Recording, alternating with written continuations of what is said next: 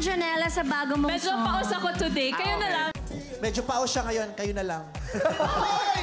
Naging malaking issue na nga ngayon ang di umano pagtataray ni Janela Salvador kay Kim Chiu.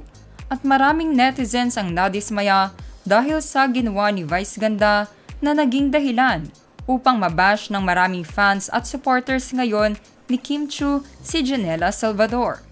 Ito ay matapos na sabihin ni Janela ang statement na, "Kayo na lang," nang manghingi ng sample si Kim Chiu para ito ay kumanta. Ipinaliwanag naman ng actress-singer na si Janela na paos siya noong panahon na yon at todo promote siya ng movie nila ni Win Metawin. Nagsimula ito ng imbitahan ng It's Showtime family ang pag-promote ng Under Parallel Skies na movie nila ni Janela Salvador at katambal niya na isa sa pinakasikat na aktor sa Thailand ngayon na si Win Metawin. Ngunit bago matapos ang kanilang guesting ay mayroong hindi inaasahang nangyari kung saan nanghingi ng sample song si Kim Chiu kay Janela Salvador na kumanta sa harap ng madlang people.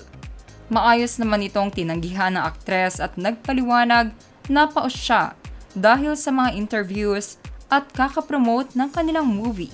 Ngunit hindi pala ito nagustuhan ng ibang mga fans ni Kim Chiu at ayon sa mga ito ay nagtaray di umano si Janela kay Kim.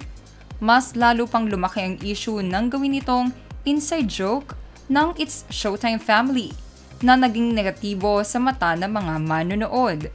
Ayon dito ay pinapalabas di umano ni Vice Ganda na nagtaray si Janela Salvador sa kanilang show at tinarayan si Kim Chiu na isa sa mga paboritong host ni Vice sa kanilang noontime show.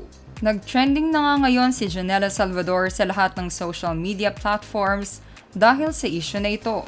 Ngunit mabilis namang ipinagtanggol ng kanyang mga fans at supporters si Janela at dinipensahan ito na maayos namang tumanggi ang aktres kay Kim Chiu.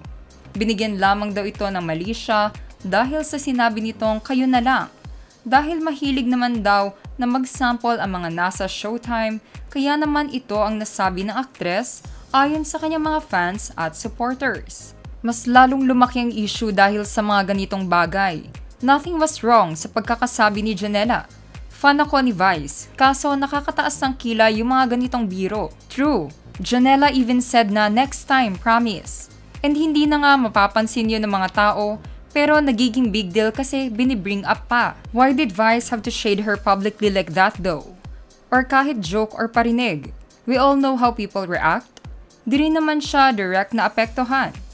Or better deal with their prob kay Jay privately. Nag-promise naman yung tao na babawi. Not a fan of Janela Salvador pero malitong ginawa nila Vice. Kaya lumaki ang issue eh. Maayos naman pagkakasabi ni Janela.